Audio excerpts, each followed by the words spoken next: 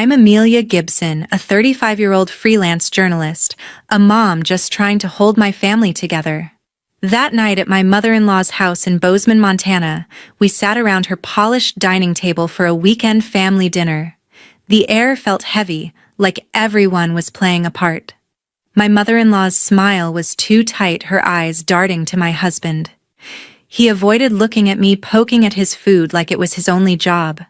My daughter, 8 years old, sat quietly, too quietly for her usual chatter. Something was wrong, but I couldn't place it. Then my phone buzzed. A text from an unknown number. Don't react. They're recording you. My heart stopped. I forced a smile, tucking my phone under the table. Another buzz. I glanced down. 31 missed calls from the same number. 31. My stomach twisted as I scanned the room. My mother-in-law's laugh sounded forced. My husband's fork scraped louder than it should. Who was they, and why were they watching me? The story has only just begun. Hit like and subscribe so you won't miss the next twist. After dinner, I couldn't shake the unease. That text, don't react. They're recording you, burned in my mind. I sat alone in my mother-in-law's Bozeman living room, the house eerily quiet, the air heavy with secrets. Everyone else was upstairs, supposedly asleep, but I didn't trust it. My eyes scanned the room, landing on a framed photo on the wall, an old family portrait, all fake smiles. Something felt off. I stepped closer, my heart pounding, and tilted the frame. A tiny lens gleamed in the corner, wired into the wood. A camera. My breath caught. Someone was watching me right here in this house. I forced myself back to the couch, my hands trembling. Who was behind this? My mother-in-law with her forced laugh at dinner. My husband who wouldn't meet my eyes. I grabbed my phone and typed to the unknown number. Who is this? What's going on? No reply. Just silence. Those missed calls stared back, mocking my distraction. I'd been too buried in work to notice, and now I was in deep. I needed to know what they were planning. The next morning, my husband left for work, my daughter was at school, and my mother-in-law was out at some community event. The house was empty. I crept into the kitchen where his laptop sat on the counter. I knew his password, his old college jersey, number 17. It unlocked. My fingers raced through folders, searching for anything suspicious. Then I found a folder labeled Work Archive. I clicked and my stomach dropped. Dozens of video files, timestamps stretching back months. I plugged in my earbuds and hit play. There I was in grainy footage, stepping out of the shower, changing in my bedroom, even lying in bed exhausted after a long day. Private moments stolen. My skin crawled. One video was different. My voice sounded harsh, like I was screaming, as if I'd lost control. I hadn't. They'd cut and spliced it, twisting my image into something unhinged. Then another video played and my blood ran cold. My mother-in-law's voice, low and calculated, speaking to my daughter. Your mom's too stressed to take care of you, isn't she? You'd be better off with me. My fists clenched, fury mixing with fear. They were using Isabella against me. I copied the files to a USB drive, my hand shaking so badly I nearly dropped it.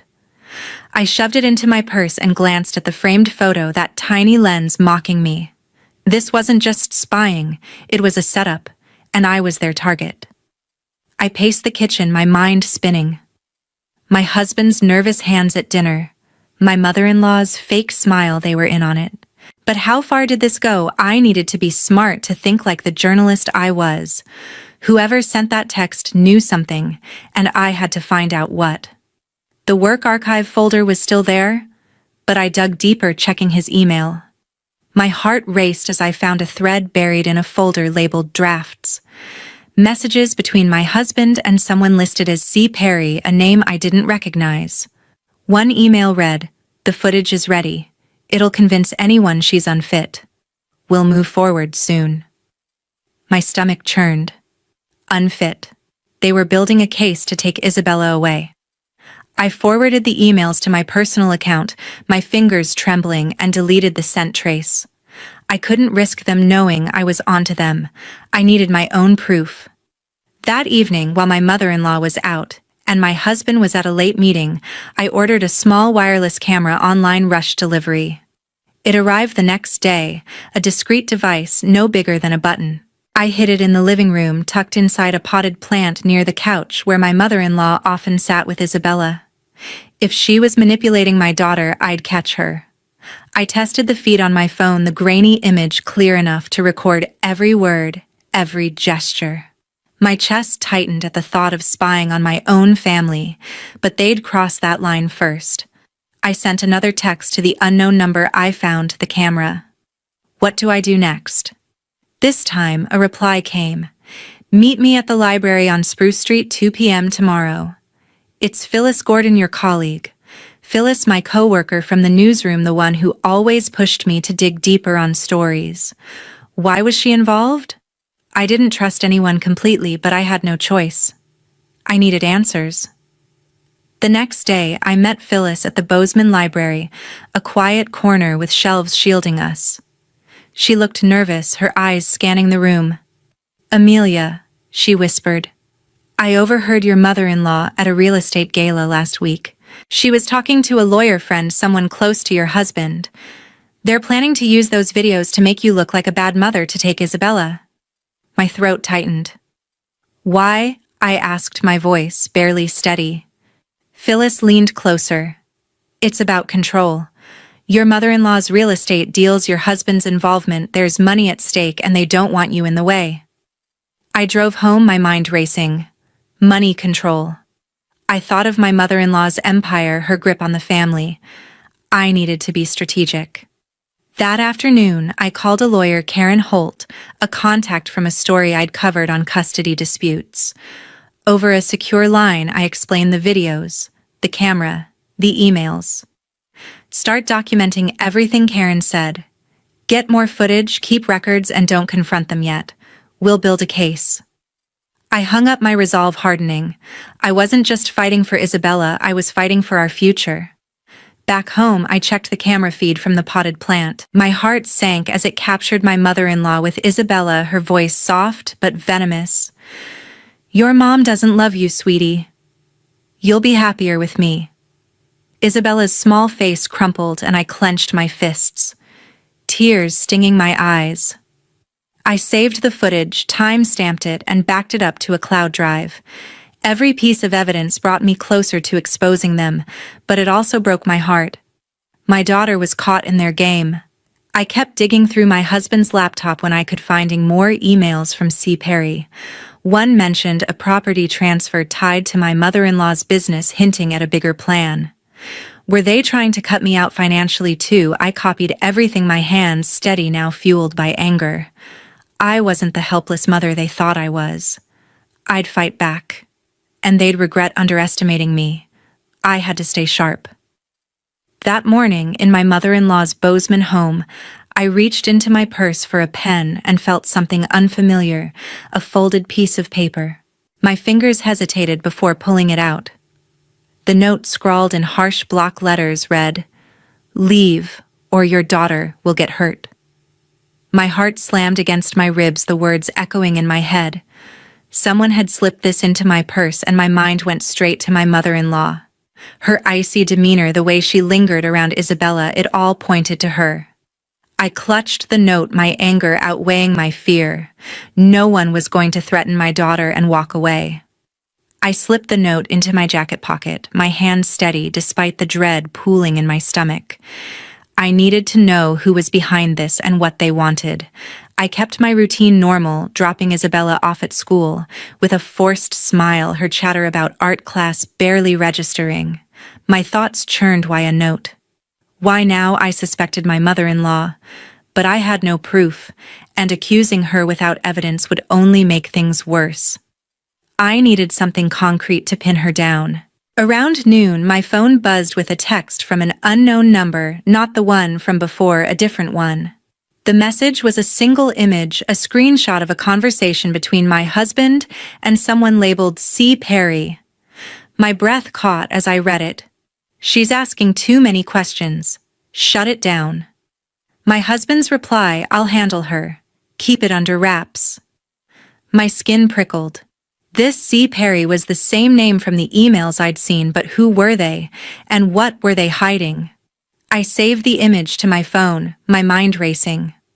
Whoever sent this wanted me to know, but their anonymity made me uneasy. Friend or foe, I couldn't tell. I spent the afternoon piecing together the puzzle, my suspicion of my mother-in-law growing. Her real estate empire, her control over the family, it all fit. But I needed more than a note and a screenshot. That afternoon, my sister-in-law Jean Carter called and asked to meet at a park near downtown Bozeman. I hesitated. She'd always been distant, tied to her mother's side, but I agreed. We met on a bench by the playground, Isabella's laughter from a nearby swing set cutting through the tension. Jean's face was pale, her hands fidgeting with her scarf. "Amelia," she said, her voice low, "I heard something you need to know." I leaned in, my pulse quickening. "What is it?" I asked, keeping my tone even. Jean glanced around, then spoke softly. "It's my mother and that lawyer, C. Perry. They're planning to sell your house, the one you and my brother own. They want to cut you out completely." My stomach dropped. Our home was my anchor, the one asset I'd fought to keep. Selling it would leave me with nothing, no stability for Isabella. "How do you know?" I pressed. Jean swallowed hard. "I overheard them at a cafe on Main Street talking about a quick sale to secure the family's interests." Her voice wavered, and I studied her, unsure if she was breaking ranks or playing a part. "Why tell me now?" I asked, my eyes locked on hers. "Because it's wrong," she said, barely meeting my gaze, "especially with Isabella caught in the middle." I nodded, processing her words. Jean wasn't my ally, but her information was gold. It confirmed my mother-in-law's hand in this, and this. C. Perry was no bystander. I thanked her, my voice calm despite the storm inside, and watched her leave, her steps hurried. Back home, I pulled the note from my pocket, its words glaring under the kitchen light. I sealed it in a Ziploc bag, preserving it as evidence. They thought they could scare me away, but I was ready to fight. I tucked the letter away, my focus clear. 2 days later, I stood in the dimly lit banquet hall of Bozeman's community center, the air thick with chatter from my mother-in-law's business associates and family friends. I'd organized this charity fundraiser ostensibly to support a local shelter, knowing she'd fund it to boost her reputation. The room was packed, suits and dresses, mingling glasses, clinking, my mother-in-law's smile radiating false warmth as she worked the crowd. My husband stood nearby, his eyes darting to me every few seconds. Isabella was with a sitter at home, safe from what was about to unfold. I gripped the remote for the projector, my heart steady, but my palms damp. I'd spent the day preparing editing clips from the videos I'd gathered, carefully selecting the ones that showed my mother-in-law's true face. These weren't the distorted ones meant to frame me. These were raw, unedited, capturing her words to my daughter in stark clarity. I'd also found a new email chain that morning, buried in an account my mother-in-law thought was hidden. The sender was Constance Perry, a name I hadn't heard before, but whose initials matched the C. Perry from earlier. The emails detailed a plan to manipulate perceptions to paint me as unfit, all to secure their financial grip. I'd printed them ready to display. As dessert was served, I stepped to the podium, my voice calm but firm. "Thank you all for coming," I began, the room quieting. "This event is about giving back, but it's also about truth." My mother-in-law's smile faltered, her eyes narrowing. I clicked the remote and the screen behind me lit up with the first video. It showed her sitting with Isabella, her voice cold. "Your mom can't handle you, sweetheart. You belong with me." Gasps rippled through the crowd. Her business partners shifted uncomfortably, their faces tightening. I played another clip, this one, unedited, her words sharper. "We'll make sure she's out of the picture." The room grew tense, whispers spreading. I switched to the emails, projecting them for all to see. "These are from Constance Perry," I said, my voice steady, detailing a plan to discredit me to take my daughter. The screen displayed a message. "The narrative is set. She'll look unstable and will control the assets. My mother-in-law's face drained of color, her hands gripping the table. My husband stood, his voice sharp. "Amelia, stop this," he shouted, moving toward the podium. I held my ground, clicking to the next email, one that named him as complicit Andrew. Ensure she doesn't suspect until it's done. The crowd's murmurs grew louder, eyes turning to him. He reached for the projector cord, but a local council member, stepped in, his voice low but firm. "Let her finish." My husband froze, his face a mix of anger and panic. I continued, my words cutting through the tension. "This isn't just about me. It's about my daughter, about lies meant to tear us apart." I played one final video showing my mother-in-law's calculated tone as she told Isabella I didn't care for her. The room fell silent, the weight of her betrayal sinking in. Her partners exchanged glances, some shaking their heads, others whispering furiously. My mother-in-law stood, her voice trembling but defiant. "This is a misunderstanding," she said, her eyes darting to the crowd. "She's twisting everything." But the evidence was undeniable, and her words sounded hollow. A woman in a sharp blazer, likely one of her investors, stood and walked out, followed by others. My husband tried again, his voice softer now, almost pleading. "Amelia, you're ruining everything." I met his gaze, unyielding. "You did that yourselves?" I said, my voice low but firm. The projector dimmed and I stepped back from the podium, the silence deafening. My mother-in-law's empire, built on her carefully curated image, was crumbling before her eyes. Her partners avoided her gaze, their trust shattered. My husband stood motionless, his attempt to stop me futile. I'd laid bare their plan, not just for me, but for everyone to see. The room fell silent. My truth laid bare. 1 month after the fundraiser, after the gavel fell in the Bozeman courthouse, I secured full custody of Isabella. My mother-in-law's access was cut off. Her reputation shattered by the evidence I'd exposed. My husband was now entangled in a fraud investigation, his real estate dealings under scrutiny. Walking out with Isabella's hand in mine, her smile brighter than ever, I felt a fleeting sense of peace. We'd moved into a rental home on Bozeman's quiet outskirts, a fresh start, away from their reach. But I stayed vigilant, knowing their influence might not fade so easily. While unpacking the next day, my phone buzzed with a text from an unknown number. A photo of our new house stared back at me, snapped from the street with the words, "Victory is never the end." My chest tightened, the message a cold reminder that someone was watching. This wasn't like the earlier threats I'd uncovered, its directness chilled me. I glanced at Isabella playing nearby with her dolls, unaware of the danger. My mind raced to Constance Perry, the lawyer tied to my mother-in-law's schemes. Her resources made her the likely culprit, but I needed more than suspicion. As I tucked Isabella in that night, I kept my fears hidden, locking the doors and checking the windows with quiet precision. The photo lingered in my thoughts, its angle suggesting a car parked across the street. Sleep didn't come, my instincts urging me to act. While settling into our new routine, I searched the house, my hands tracing every shelf and corner. Behind a ceramic vase in the living room, I found a tiny camera, its lens glinting faintly. My stomach twisted, someone had been inside spying on us.